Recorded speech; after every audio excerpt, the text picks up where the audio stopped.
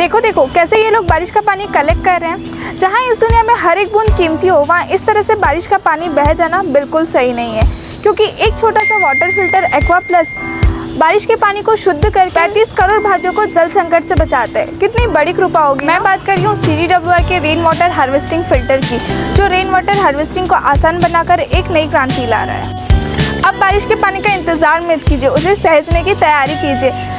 तो अभी जाइए CGWR की वेबसाइट पे और वहाँ से छोटी सी इन्वेस्टमेंट करके जल संकट को अलविदा कहें।